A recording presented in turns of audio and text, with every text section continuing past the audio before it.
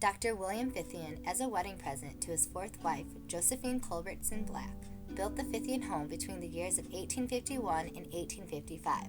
The brick used to build the house was made in the Danville area and was brought to the location by ox cart. During the 1850s, the house is very unique to Illinois because of its size, materials, and style. The design of the house is a reflection of its wealthy owners. The house had various owners after Dr. Fithian and his wife. From 1890 to 1892, Serena and William Woodcock operated the home as a boarding house. Later, in 1894, C.U. Feldkamp and his wife Amelia Jane became the next owners. They modified the stairs and gave the house a Victorian look. In 1943, Carl and Mildred Shepard bought the house and modernized the kitchen and bathrooms. After the Shepards, Joseph H. Barnhart and his wife Nellie acquired the house in 1948. Now the house belongs to the Vermilion County Museum Society, chartered May 12, 1964. A dedication ceremony for the museum was held on May 21, 1966. Within the historical Fithian Home, guests will find many items pertaining to Vermilion County history. We will start with Dr. Fithian's office. After closing his office on Main Street, the doctor practiced medicine from 1881 until 1884 in this room. The room contains a portrait of Dr. Fithian, a photo of his fourth wife, Josephine Culbertson Black, and a pharmacist's cabinet from the William Redhead collection. Inside the cabinet, there are various medicine bottles from drugstores within Vermilion County. The room also has a horsehair couch that was in the parlor of the O.L. Davis home. Davis practiced law with President Lincoln, and it has been documented that Lincoln sat on this couch. Next is the Grand Hall. The Feldkamp family had the north wall moved to make more room for social events and to accommodate the new stairway. The freestanding staircase is hand-carved from golden oak. The tile floor is a quilt pattern called Colonial Flower Garden. The border is called Roman Road, and the outside border is a pattern called Pandora's Box, which is an optical illusion. If you stand near the front door and let your eyes walk around the edge of the floor, the pattern appears to change shapes. To the left is the Feldkamp parlor, where there are portraits of John L. and Caroline Tincher. John started the First National Bank. The room also contains an 1868 Steinway Square grand piano, auto harp, photograph album, scrapbook, and a doll that belonged to one of the four Feldkamp daughters. There is also the Amos William bookcase, which was put together with pegs, not nails. Mr. Williams brought this item with him from Pennsylvania. Adjacent to the Feldkamp parlor is the Cannon study. This room has paintings of Joseph G. and Mary Read Cannon. Cannon's painting once hung in the Cannon office building in Washington, D.C. There are also a number of photographs of past presidents under who Cannon served. These former presidents include William McKinley, Theodore Roosevelt, William H. Taft, and Woodrow Wilson. You can also see cartoons that appeared in the Chicago Tribune, a photocopy of the cover of the first issue of Time magazine with a picture of Joseph Gurney Cannon on the cover, his speaker's gavel and a beaver hat, and a silver punch bowl given to Cannon by the 58th Congress. Across the way is the dining room. When the Feldkamps remodeled, they moved the east wall so they could make an entry to the porte cochere. They also added the service staircase and butler's pantry. In the dining room, you can see a cupboard containing cranberry glass dishes, a table butler, which was used to remove crumbs from the table, and a high chair that was made circa 1870-1890. The high chair can also be converted into a stroller. Proceeding to the rear of the home, visitors enter the Victorian kitchen. In this room, the cook, maid, butler, housekeeper, laundrywoman, and gardener ate their meals. The pie safe had a hole punch design in the doors to allow air to circulate and keep food safe from bugs.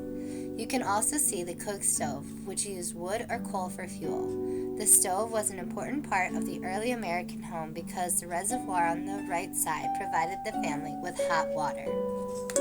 The back porch on the south side of the kitchen offers a glimpse into the working side of Victorian life. The icebox, which was a messy but luxurious addition to any kitchen, usually held a 25-pound block of ice in the top, a food section in the middle, and a drip tray at the bottom. Washing was a chore no matter what method was used to clean the clothes. Many seasonal items found temporary storage on the back porch.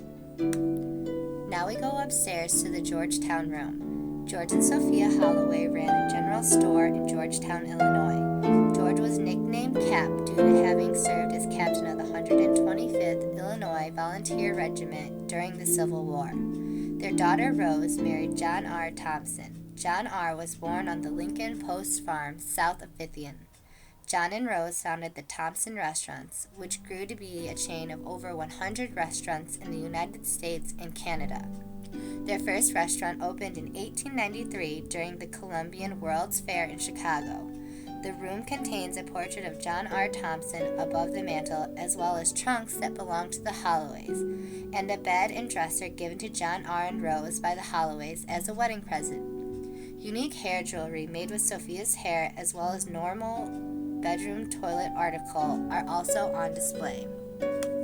Next is the Lincoln Room, and the bed in which President Lincoln often slept when he came to visit Dr. Fithian. On September 21, 1858, President Lincoln gave an impromptu speech in his stocking feet from the balcony outside of this room.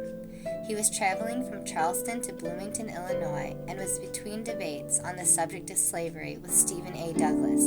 This room has an 1858 newspaper on the bed that tells about the event, photographs of Lincoln, his funeral train, and his first tomb. The floor, woodwork, and fireplace are original to the house. Now we head to the music room. This area was once Mrs. Josephine Fithian's sewing room. During the Feldkamp period, the room was used as Mr. Feldkamp's office. Now it contains various musical instruments. The room has a pump organ, a concerto-style accordion, and a 1930s guitar, a violin, and flute that were both used in the Civil War.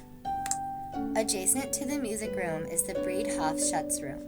This room, in memory of Stella Barkley, is often referred to as the Sad Room because of her dramatic love story. The room has some personal items that belong to Stella and her family.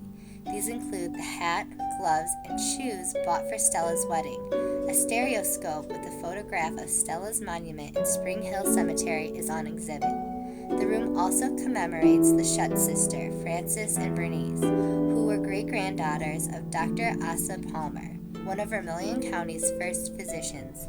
They taught English and French at Danville High School. Some other items of interest include the bedroom set belonging to the Schutz sisters, valentines from a local Vermilion County school teacher, and a Bible bookmark.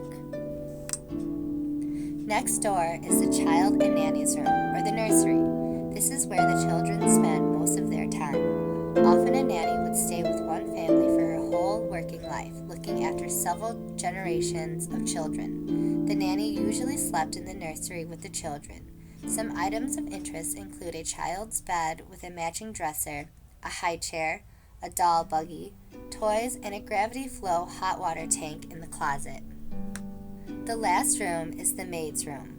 When Dr. Fithian built the house, the maid's room was only accessible by a staircase near the present-day back porch.